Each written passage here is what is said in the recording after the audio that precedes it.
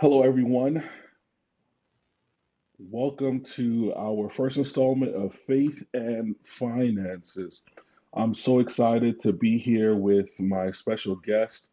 In preparation for this conversation, started thinking about the intersection of faith and finances, what we believe and how we show up in the business world. And one of the things that came to the forefront of my mind was when Jesus gave the Great Commission and he told his disciples, I'm going to make you fishers of men. Something clicked in their mind because the reality was the disciples, for the lack of a better term, were entrepreneurs of the day. And Jesus was changing their business model right Mm, there in that moment. In that moment, we got to see how God was able to leverage and utilize the mind of businessmen and some businesswomen for the furtherment of the gospel. So today, I brought someone that I thought would be the best person to speak on this intersection on how to build a business and how to build it on Christian principles as we delve deeper into our financial journey this quarter at First Church. We want to learn how to use our finances. We want to figure out how to budget, but also how do we build? How do we build something that serves God's purpose, that feeds our family, and it's something that we can hopefully pass on to our kids and our grandkids, a legacy of giving, of providing, and of serving. Today, I have with me someone I've known for a very, very long time. I'm not quite sure the years, and I don't even want to. I don't want to. I don't want to count the years, but we've known each other for a very long time, and I've watched his journey from afar, go from ministry to this new space that's still ministry. It's not pastoral ministry in a traditional sense, but it's still ministry, and he's teaching and he's utilizing his voice, utilizing his vision and his brilliant mind to empower people to walk into the spaces that God has called them into. Hopefully that was a good introduction. We'll see in a second, but I have here CEO, content creator, coach. I'm sure he has many more hats that he wears. A husband, a father, uh, Kymone Hinds. How you doing, There's my a brother? lot of hats. I'm doing well, man. Doing well. Good to be on with you, Pastor Miguel, and good to be on with your church family and all those who are watching this online. I'm honored to be a part of this conversation, and I just want to salute you for what you're doing. Oh man, I appreciate it. I think in some ways it's trailblazers like you that have set the path for a lot of us to be able to have the courageous conversations about the real life things that are happening, right? We have entrepreneurs in our pews. We have business people at all levels of our church structure, and sometimes we're not willing to talk about that. If it's not Hmm. ministry, if it's not actively engaging people, passing out tracts or having Bible studies, we're not always willing to have these conversations. So I want to thank you for having it Oh man, thank you for hosting it. today. I wanted to have this conversation. Um, First and foremost, we went to the same church in Brooklyn. Hmm. Hmm. And when I think about this church, and I think about all the individuals that have come out of this church, I'm always amazed at how such a small church has produced so many powerful people, and you're one. And I'm gonna give you your flowers. For me, and for a lot of people in my generation, you were a pioneer. I don't know if you really know that, and I'm sure you've had your bumps and bruises. So during your time there, but you were a leader in a space that didn't always appreciate young leadership. And so I saw you leading, youth choir. I saw you doing these things back in the day. and you always had energy about you that you had like this charisma. Like there was always something new on the horizon that you wanted to do, and sometimes that can create issues in a structured Sure. environment. And so I've seen you kind of do that, and then one day you're like, I'm going to seminary, Yeah. and I'm like, oh, I don't know what seminary is, but you're going into ministry, right? Um, can you talk about that transition? So glad. Yeah, I'm glad you asked me that question because anytime I talk, I sometimes forget that I made a first transition, right? What Miguel, what you referenced, and you said it right. Went to the same church, and it's been more years than we want to count.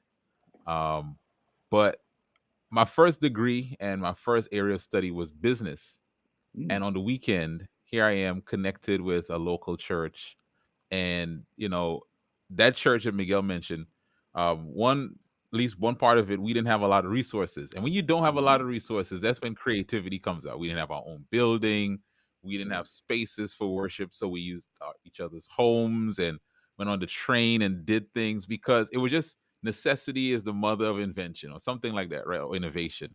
Yeah, And yeah. so that was one of those opportunities to one serve others, but also like explore creativity. And I think that's another benefit. I think as we have this conversation on faith and finances in the church is, if it's done right, can be one of the biggest and best incubators for creativity, entrepreneurship, and just people being able to do new things.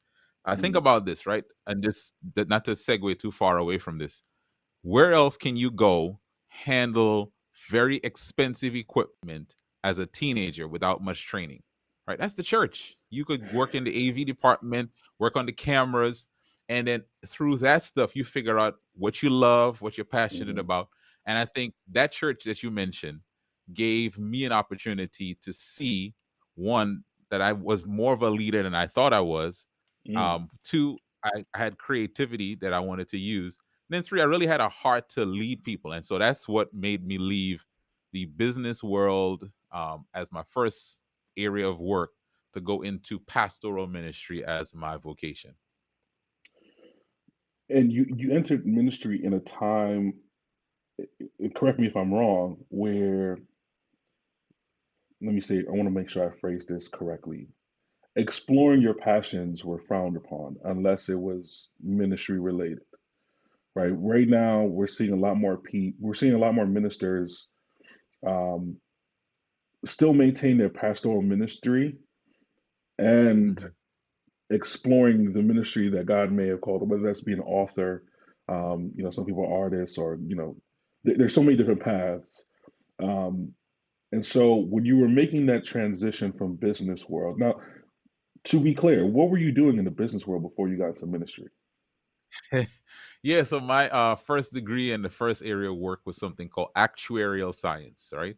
So Oh, actuarial science is the study of risk, and those are the people who price your insurance, and those are the folks who tell you how much you need to put aside, like for retirement, your annuities, and all those kind of things.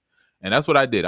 Math was my first love in terms of subjects that I studied, and this was a math-based, business-based degree.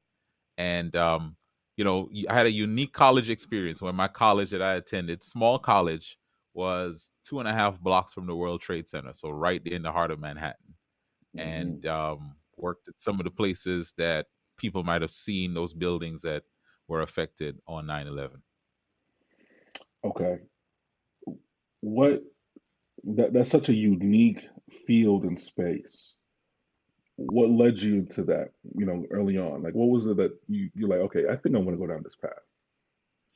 Yeah, I had a high school friend. Unfortunately, he passed away. But we were all trying to figure out in this math, like, the way our high school was set up. They would have you specialize in different areas. So I was Hmm, specialized in the math and science, math, physics, chemistry area of school.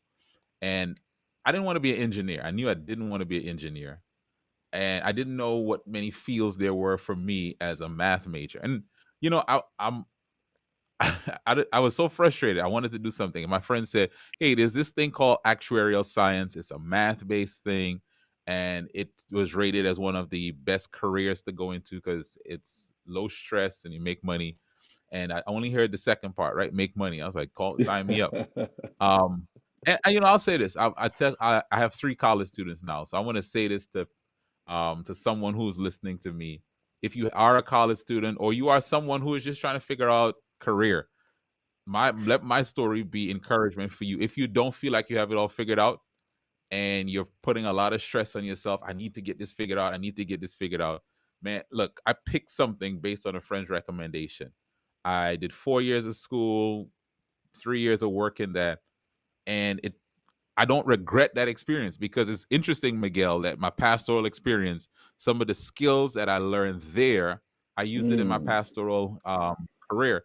And so for anyone, there's no wasted knowledge. I'm not mm, telling you to not care, but I'm telling you don't feel like once you got to find the perfect thing, otherwise your life is doomed, right? At 18. Like no, yeah. don't feel that way. I think that's a great gem. There are a lot of people, I mean, in college, this is graduation season, right? Um, and I try to tell people in sudden ways because there are some people who figure it out early. They knew from birth that they wanted to be doctors, and they pursued that, and they're career Yeah, doctors. yeah. And there are some Yeah. people who make a shift.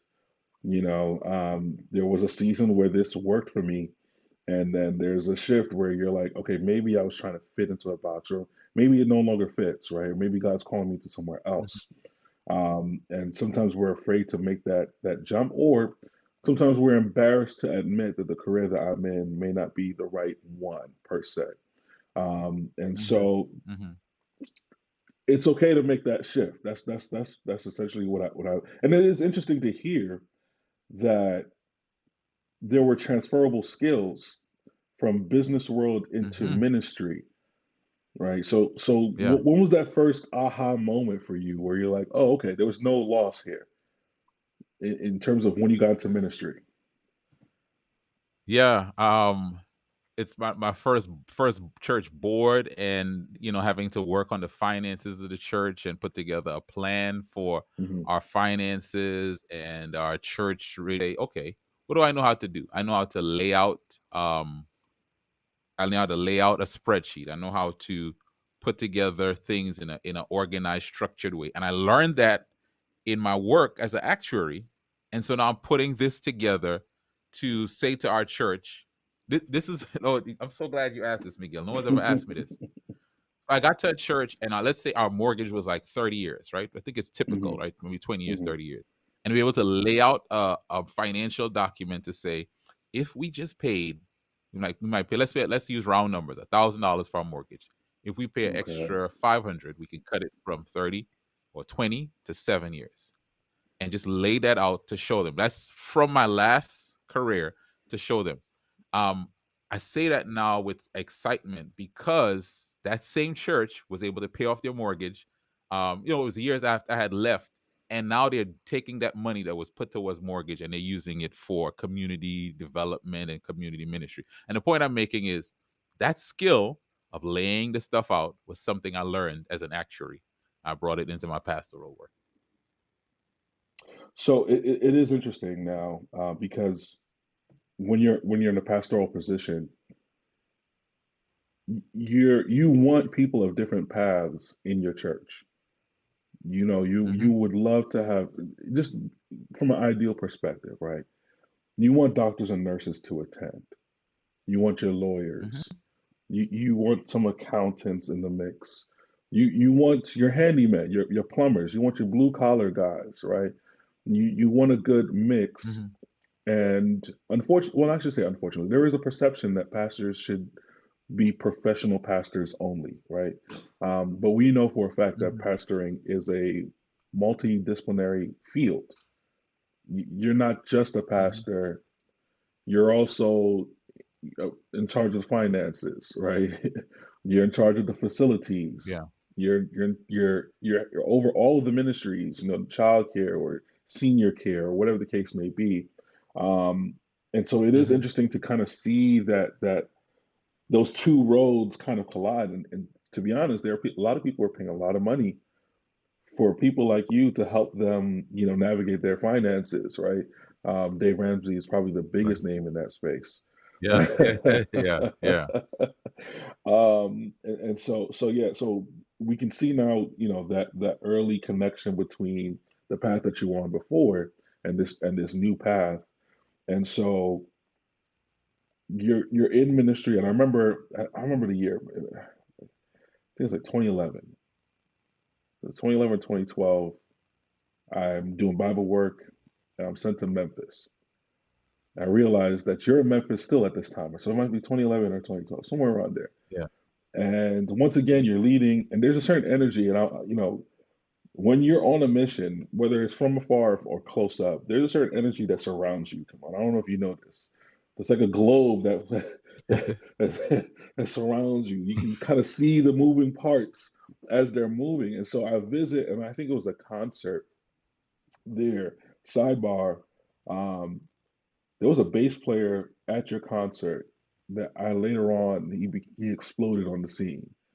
Like I remember watching YouTube, Mono Neon. Yamato Mono Neon. Neon, that's it. Yes. um, Yes, that dude so would come so play at our concerts, man. And then yeah, that guy's become like he is super, super viral now. Yeah. huge, huge. I remember being back in Brooklyn, and I'm like, yo, I saw that guy. Actually, I talked to him after the concert because he was killing, Yeah. right? But I remember feeling the energy in that church, and it's kind of the same energy that I had back in New Dimension when things were kind of moving. Then that's a church that me and Kymone went to, in case you guys missed it, in Brooklyn, New York. When things were moving, and you kind of have a sense of like, man, we're going somewhere, right? Um, and that's the energy that I got. Now, I don't know. I didn't visit any of your board meetings or business meetings. I don't know what was happening behind the scenes. I don't know what Got kind of different trouble you energy, were right? dealing with. A different energy. Yeah. But just from someone visiting from a pew perspective, I can sense some of that energy that you guys were building something and going somewhere. Um, and so I'm like, okay, this is clearly Kymone's, like you are in your path, right? And then there's another transition that happens in your life. And Yeah. I'm like, you know what? This is different, but knowing you, like you've built up enough cachet for me at least, right? To know that there's you don't for me, and this is personal. I don't have the perception that you're one to jump out of the plane without a parachute, right? So clearly there's a Mhm. vision, there's something behind this. What was that moment for you when you're like, okay, I think I have to go a different path here? Because it's not like you're outside of the church. You're Yeah. still serving the Yeah. church in a different capacity. So what was Yeah. that push, that train of thought that kind of sparked that idea? Yeah. Yeah. Great question. And it might take a little bit to answer this. So those of you That's all watching, right. just bear with us a little bit on this answer. Um Memphis, I tell people all the time, I was never running from something when I left Hmm. pastoral ministry. I Hmm. was I enjoyed my churches, right? And I'll tell you about those. Yeah. Enjoyed Memphis. Memphis is a great city, but I felt like I was moving towards something. And I feel like if you listen to my story, it's a progression. There's always an intersection between two things, right? Business and ministry, business and ministry. When I was working in the business field, I was still involved in ministry, as you mentioned, at our local church. And then when I was pastoring full time, I was still doing business work in the role of a pastor. And as you mentioned, pastors have a multifaceted role, right? Um, I think there were a few things that happened in Memphis for me that were pivotal in God's shaping of me. One, I Mm. started a new congregation, and Mm. we were doing some unique things at a community center. We were, just doing things at the Y, and our services took place at the Y where people are like, we wanted to be along the path of life so people could just see us. But here it was, I had started something brand new. At the same time, I had members who were looking at starting businesses and they were coming to me. Now, Miguel, pastors, you mentioned like pastors aren't just preachers. I think that's Hmm. the misnomer, right? You see Hmm. the man of God, the woman of God up there for however long on that time in the weekend. And you think, That's their job. They get up and they talk, and that's what they do. But there's so many other things, and people come to you for a lot of life advice, marriage, career, etc. And I was having members come to me, and I'm giving them business advice.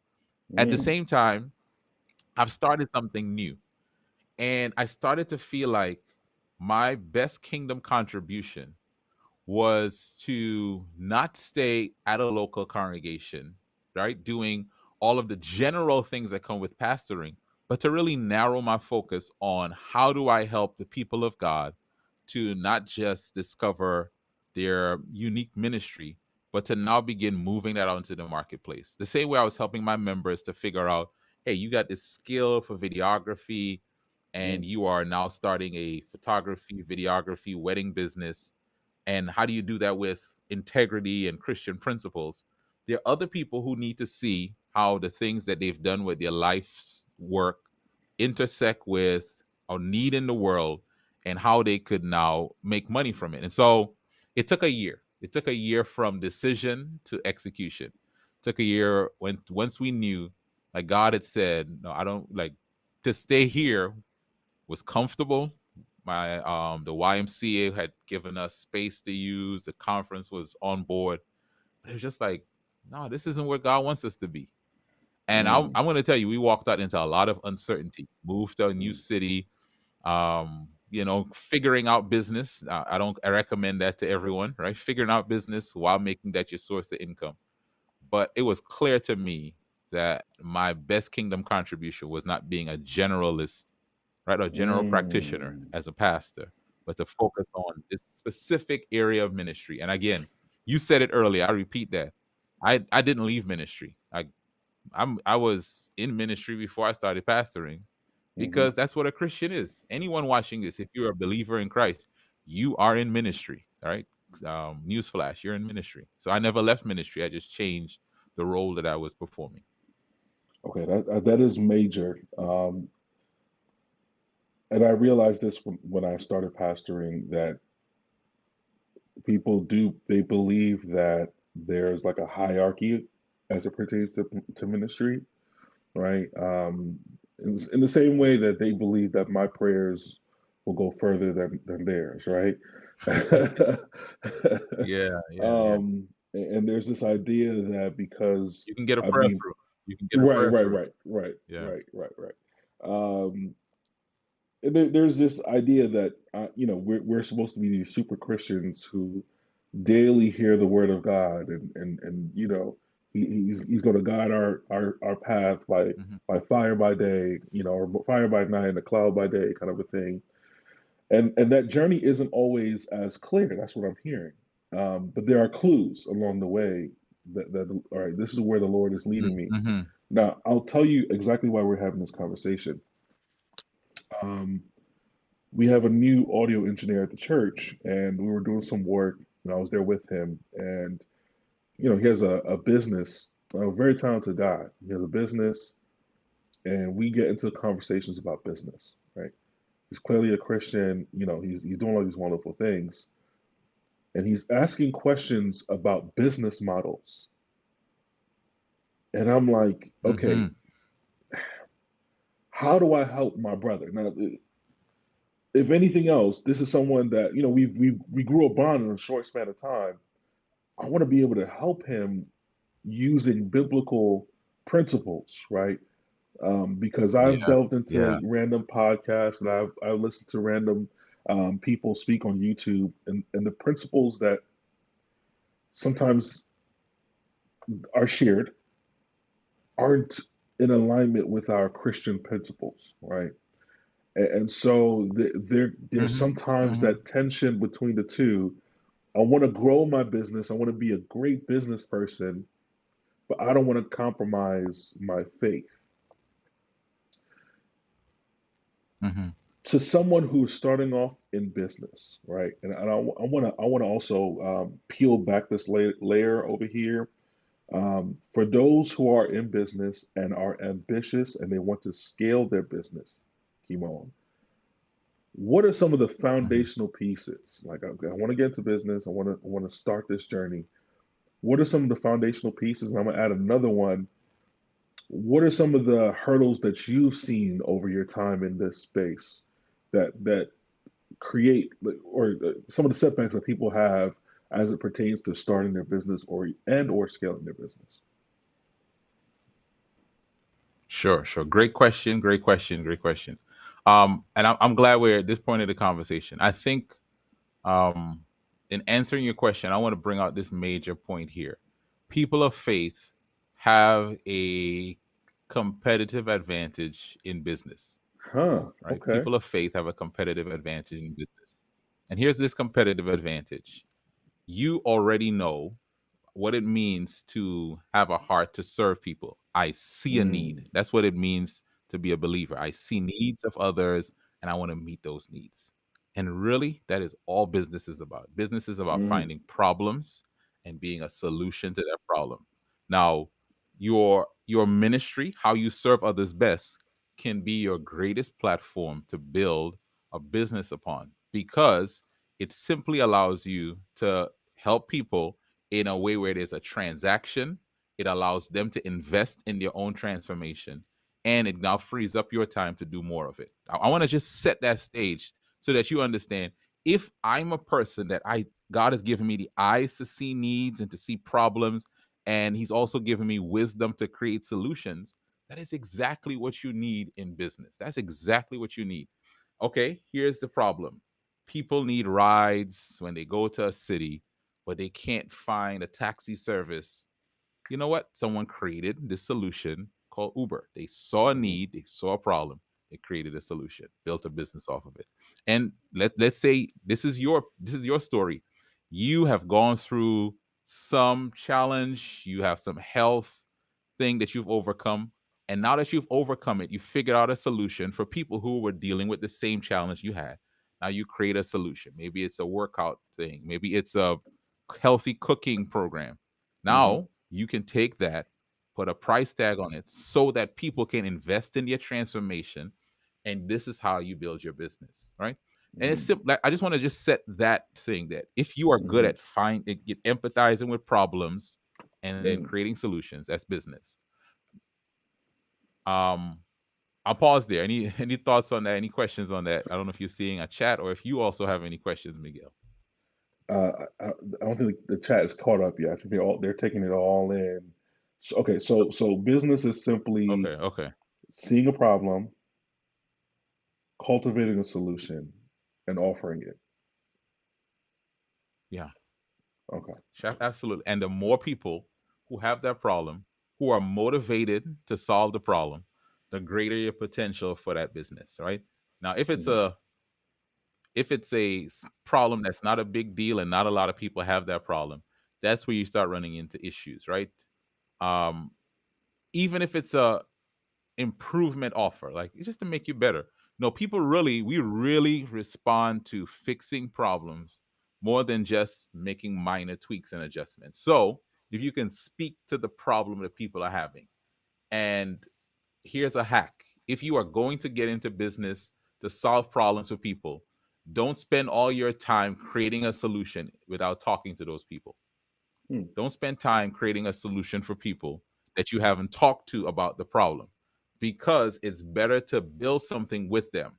What I mean by that: survey them, ask them questions. What's your struggle as a busy person trying to figure out how to organize your home? What's your struggle as a mom with kids in school trying to figure out how to help them with your home? What's your struggle as a family trying to figure? Ask the people that, mm, explore that, and then provide a solution based on the feedback you get. Because when you do that, you are not building something in a lab, coming back out and then expecting people to like it.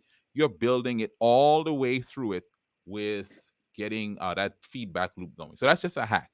Um, Something that came to mind that I feel I heard this from someone I interviewed. What stops a lot of us, and I hear it every time I go somewhere. What stops a lot of us from getting started on that business idea is that we confuse day one with one day, right? We mm. confuse day one with one day. Okay. There's some Okay. things that you will need You will need one day in your business, but you don't need them on day one. And Mm. so a lot of us are trying to get things that we see people online doing, and they're in year 10 of their business. We're trying to get ourselves to that level, get that level of website, get that Mm-hmm. level of whatever it is, right?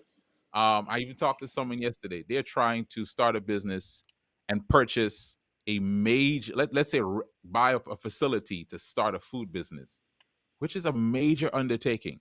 And my Yeah. thought to my counsel to them, and if this relates to you, receive it. You don't need that on day one to start this food business if you're not making any money. You'll need that one day when you grow. But what do you need on day one, right? You need customers. You need people who have sampled your food, say we want you to provide food for us. You can do a pop-up shop. You can do orders. You can do catering, and you can save money so that one day you can open that. But don't wait Mm. until that in order to get started. Mm.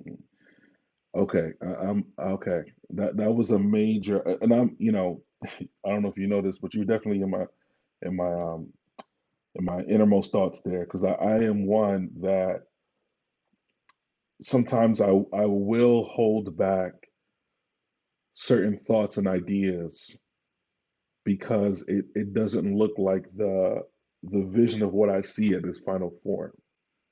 Instead of having a day one, I'm Hmm. always holding it back for that. We want to start off Yeah, with a bang. This is idea yeah, that yeah, it needs to be in its final form before it happens. It needs to be the vision that I have. yeah. Um, it's okay to have humble beginnings and starting where you are. Okay, we do have a comment in the chat. Come on. Absolutely, man. What Um, what does the Bible say? Despise not the day of small beginnings, man. That's what the yeah. word says. So yeah.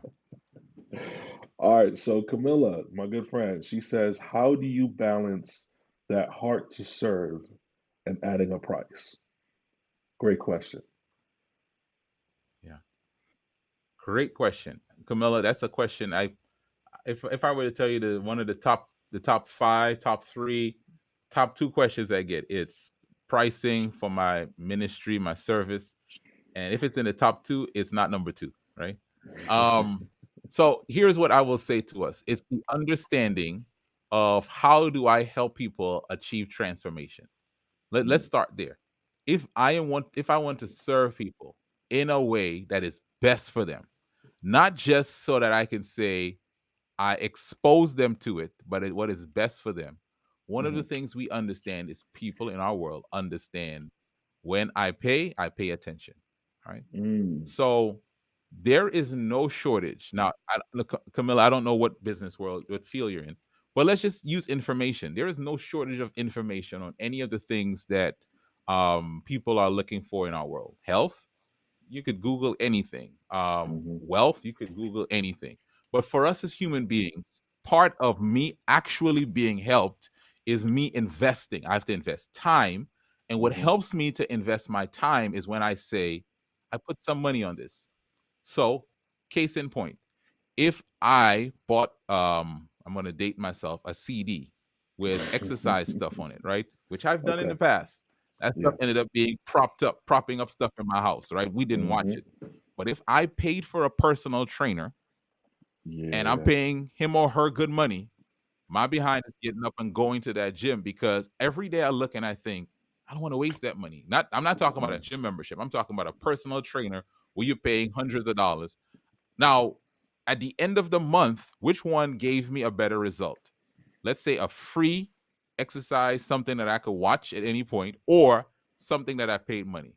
Well, we'd all agree it's the one I paid more money.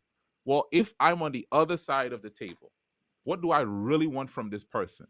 Do I want to just give them information they do nothing with, or mhm, do I want them to experience some level of transformation? And I think that's first of all where I want to start. If you're going to help people experience transformation, you have to allow them to invest in their transformation. Secondly, and this is important, if we don't put a price tag on it, it's only so long that you can keep doing what you're doing. It's only so long. You're gonna have to do something else. You won't be able to invest money and time into that. And that thing you were giving away for free, eventually it would stop itself because it's not resourced. And anything that's not resourced is eventually going to stop. So you can give away free for a limited time, or you can monetize it and increase your ability to do it. Okay, so that's Camilla, I don't know if I answered your question. Yeah. that's that's often a question that we have, right? And it's hard to give specifics if you're not talking different industries, right? So if you're starting a, I don't know, a pillow business, Mm-hmm. it's hard to get customers at $1,000 per pillow, right?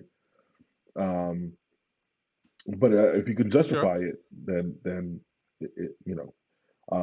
So I think you gave a great answer for most of us to really consider, because for a lot of us there is a guilt adding a price tag to something that for a lot of us it comes with ease. It depends on the business, you know. Um, Yes. there's a That's a certain level of ease with it. that's a good one. So A good way to put that.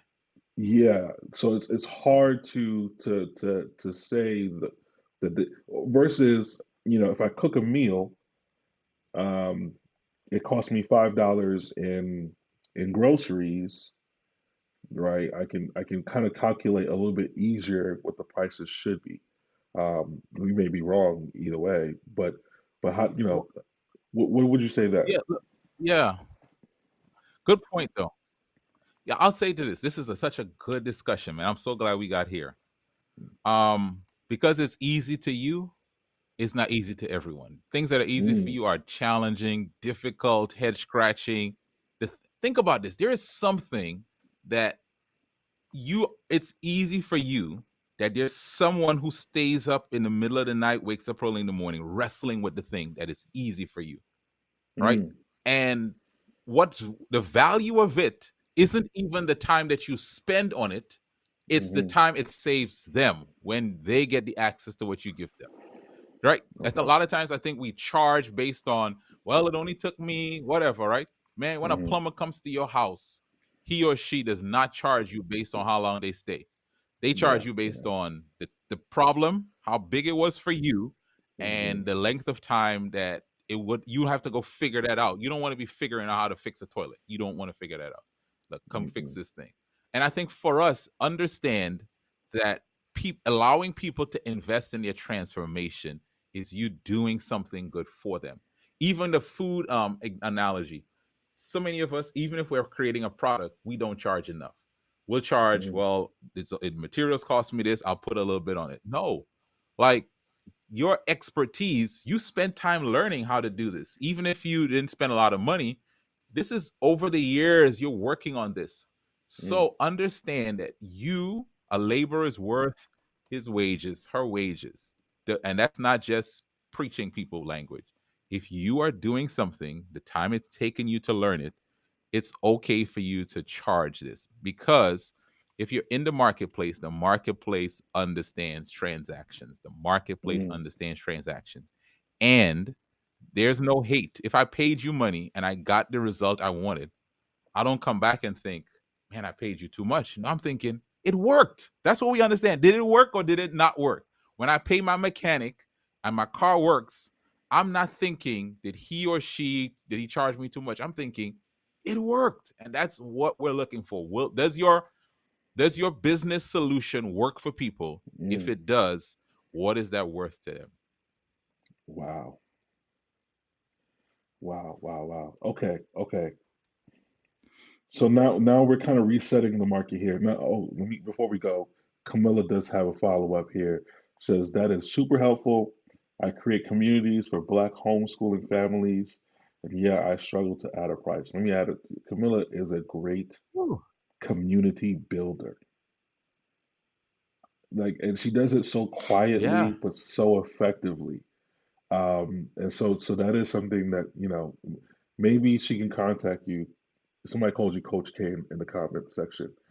Um, Yeah, that's my I think I guy, met man. him as a Pastor GP, Pastor yeah. G. Yeah, yeah. But Um, let's just, Camilla, if we could use this as an example here, Pastor Miguel. hmm, If you just said it, she's a great community builder. Do you know that a lot of people aren't? yeah, Like a lot of people yeah, cannot yeah. build and bring people together in a way that they can get along and work together and achieve that common goal. Like there are people right now trying to figure out, man, how do I build a community, right? And you mentioned community for homeschooling families. Hmm, That's We homeschool for a year and a piece, right? I understand just there's a need there, and yeah. I would rather, right? Here is what we need to understand. People would rather give up their money than hold on to their problem. Mm, So if you are able to solve that problem, they would rather give you the money and you provide the solution than me holding on to my money and mm, wrestling with this solution every month. I'm trying to figure out what to do with my kids. Every month I'm trying to figure out how yeah. do we create this no. Yeah, once you can show the value, people would rather give you the money than hold on to their problem. Okay. Okay. Okay. That's powerful. That's powerful. We have another question here. I started my business module being centered around charitable giving, i.e., passing out food for free. I want to make a profit for my time. How do I go about that? All right. So my heart be crying. It sounds like food is your business, right? Mm, The fact that you're passing out food sounds like food is your thing. So you can do one or two things, right? You can decide, hey, I'm always going to give away food for free. That doesn't have to go away. Like the people you're passing out the food to, I'm going to assume are people who cannot pay, or at least pay for what it should cost, and mhm, that's okay. But if at the same time food is something you're good at, there are people who need food prepared in the way that you specially prepared quickly. They need that. And what you can do is let me now find that problem. Am I going for people who want to eat healthy? Am I going for mm, people who are looking to not have to meal prep and I prepare all the meals and you get a meal prep service coming to your house? Am I looking for people who, as a family, they want you to come to their home and cook for them, whatever it is, or you're cooking meals, people order it, and on that Sunday they come pick it up, you come deliver it. There are different ways you can do that. And you can take proceeds from your profits, not just the revenue, the profits being the difference between what you take in and what you spend. You take a portion of that and you use that towards feeding the people that you've been feeding all along. You can even let people know when you buy a lunch here, it's helping to feed someone else. Buy a lunch, give a lunch, right? You can even create that model.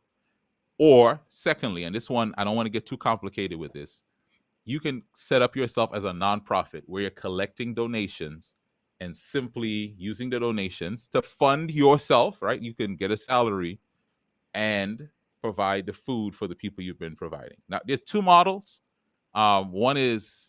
One is probably a little bit simpler, but I want to mhm. just give you options that you don't just have to keep taking money out of your own pocket if you are to fund this. There's ways of collecting money from others for the same service or getting money through donations and grants and whatever to fund that and your salary. Awesome, awesome, awesome. First thing I I see want to someone shout out, said, yes, Pastor Reese please meal is prep in the for me. house. Yo, somebody said that? Okay, listen, that's a thing. Oh, that's my wife. Shout out to I wasn't gonna say it, man. yeah, she's not lying. She's not lying. Um, okay, all right. So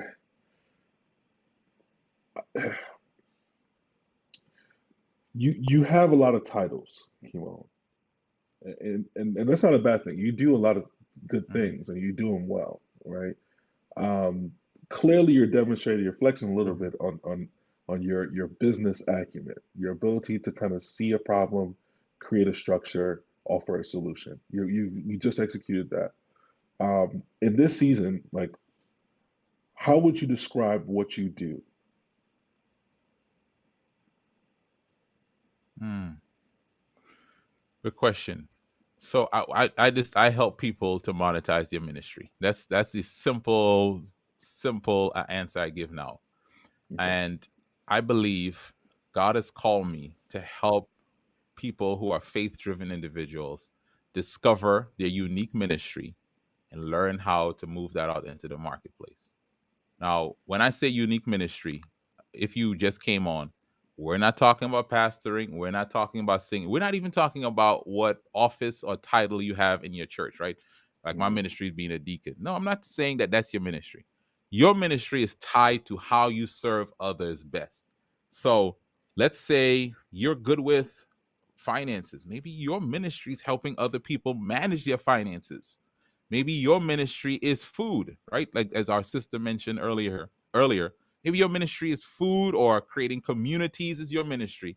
And I believe in this season, God has called me to help the body of Christ. Every member recognize I'm a minister. And so if I'm a Hmm. minister, I have a ministry. And then the best way and probably most the easiest way for me to build a business is based on that thing I serve others best with.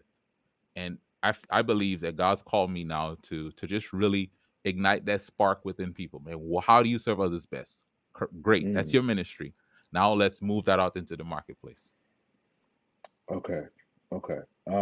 Camilla came back with another question. Do you want to take this question? Oh yeah, I like the question. Yeah, how do you go from Okay. giving something that was once free to adding a cost? So I mean, I think there are a couple ways, right?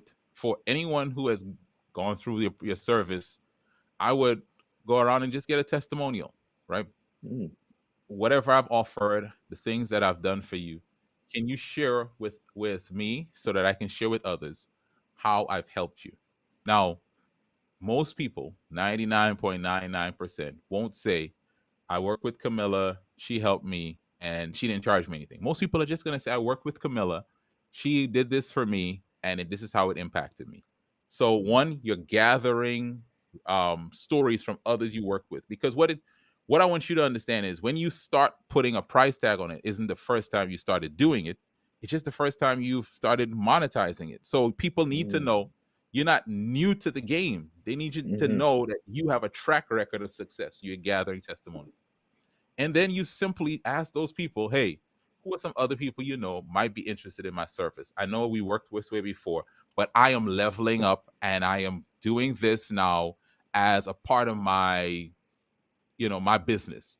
I know what I was doing this way, up and at doing it as a part of my business. Do you know any those same people who got it for free? They really know that what you gave them was valuable. They know. Mm. They probably would have paid you back then. And you're using them as the way to get some of your first referrals because they've seen it, they've experienced it, and they can tell someone, I went through her program.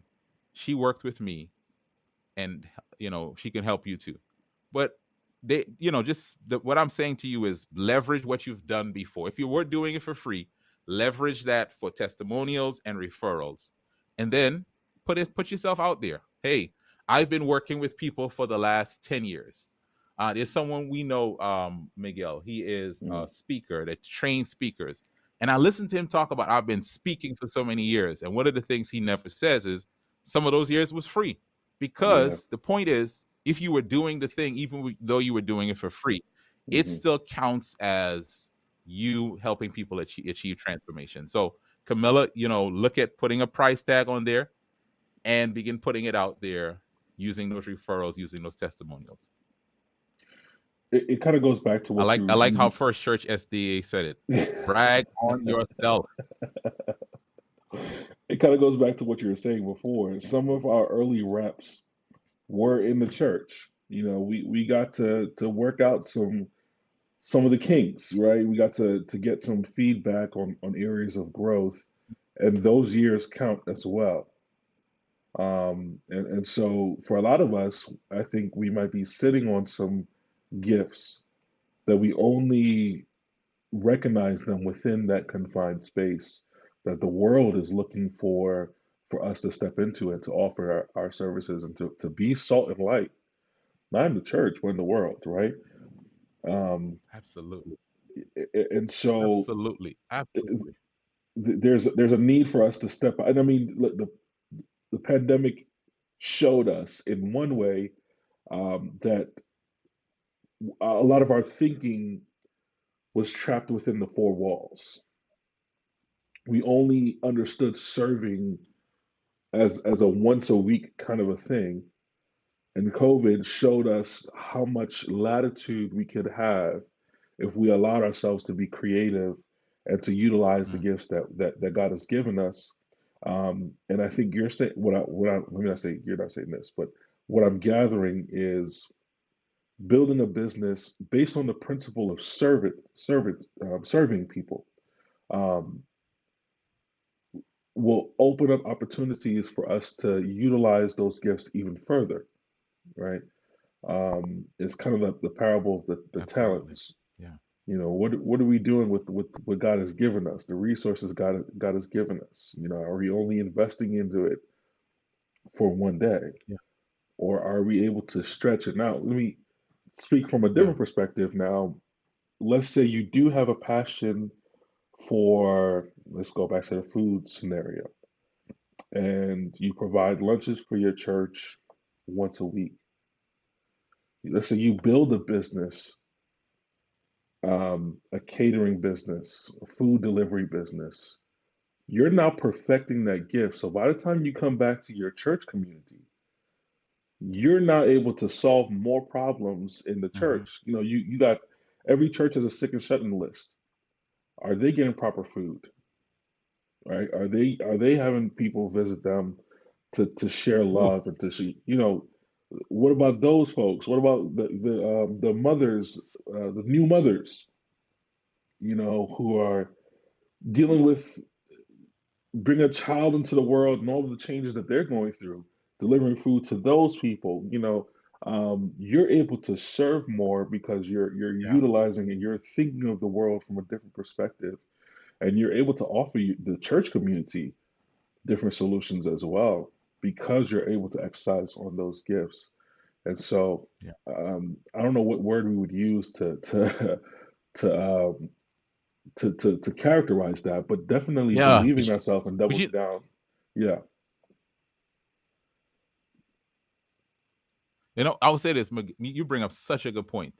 I think I want to applaud your church for having this conversation based on the conversation you had with the gentleman in your church. Mm, Churches need to encourage their members in entrepreneurship, and we need to have more conversations about how we earn money, because we mm, too often the only conversation we have about money with our members is time to give it. Right? We say we don't mm. talk about money here, no, but we every week we have a good long segment on giving that money. Right? Yeah. Well, where are these members getting this money to give it? Unless we're helping them earn it, and not just Yeah. earn it through a job, but you have members, you watch them do things that's not their job, but it's creative. This lady's always done this gentleman always do this. I think something is wrong if we never teach them how to create an income stream from it. It's something is wrong if we never help this person who's Yeah. been helping everyone when they have a life celebration, everyone when they have something, they're the one cooking the meal for them, and all we give them is the material. It's wrong if we never help that woman to start her catering business, help that man to Mm, start it. Something is wrong if we don't do that. And I think as a church, our members should not just think my church wants something from me. They mm, should also know my church wants something for me, right? This They want to help mm. build what I've been sitting on for so long. They want to help me to move this out into the world.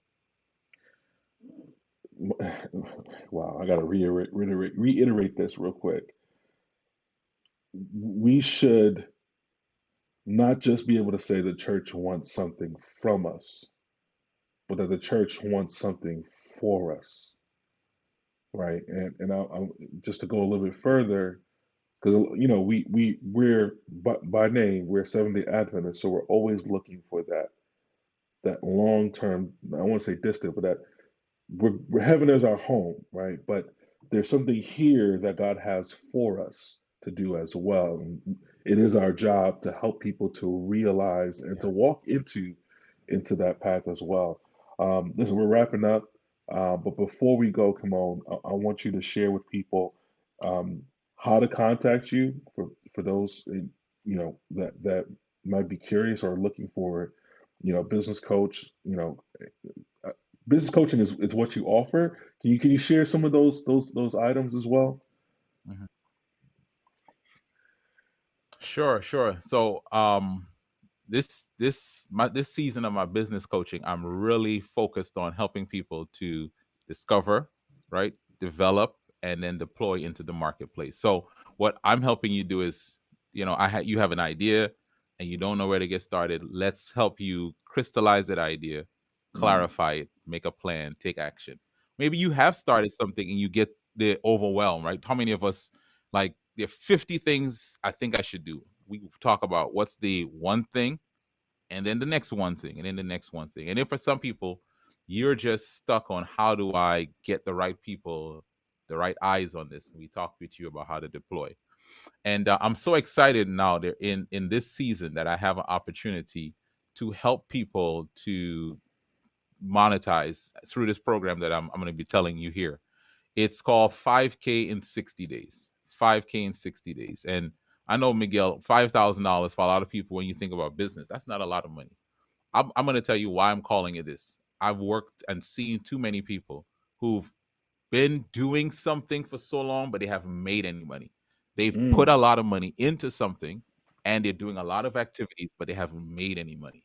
And mm, my this program, I'm saying to people, let's get you focused on doing the right thing so that you can test this and create income, and then let's scale that up and then scale that up. So this is not your wow. last 5K, but it may be your first 5K or your first 5K from this offer. And to get connected with that, or even to get connected with my podcast or anything else that I'm doing that helps, I want to encourage people to go to this one website. The website is monetizeyourministry.com. That's simply it, monetizeyourministry.com. Okay. Okay. So Come on. someone could type that in the chat for us. Yeah. And there's an Okay. opportunity. Yeah. Go ahead. I'm sorry. I was saying there's an opportunity there to join the wait list for that 5K in 60 days program I mentioned, to find my podcast and other resources. So if you go to monetizeyourministry.com, you'll see a link to all of those resources. Okay. Okay. Okay. Come on. I just want to thank you. There's so many nuggets that I'm gonna need to uh, sit down with. I'm gonna need a after show after this just to decompress. There's a lot that you've given us today, a lot of nuggets for us to consider. Um, and I just want to thank you for your time. More so, man, I want to thank you for your courage. Um, Again, you've always been one of those people that I look up to, man. You just being an innovator and a unique brain. Um, Another thing, just an idea put out there. You need to write a book. You have three wonderful kids. Every time I turn around, they're doing something phenomenal. Beautiful wife, of course. You guys need to write a book on, on how you're able to raise these wonderful kids. But I'm really proud of you, man. No, I'm that proud of all that you've done and all that you offer the world. And I'm excited for your journey. Thank you for blessing First Church with your wisdom, your presence. And hopefully, this is not the last time on this journey. This is a start to many more. But just want to thank you for hopping on with us today.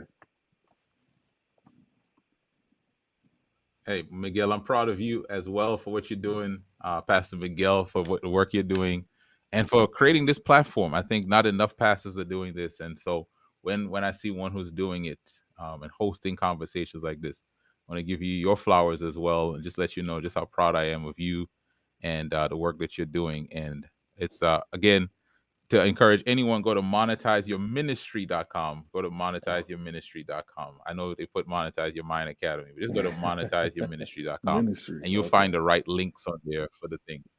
Okay. I know. Okay. Yeah, monetizeyourministry.com. Okay. Yeah.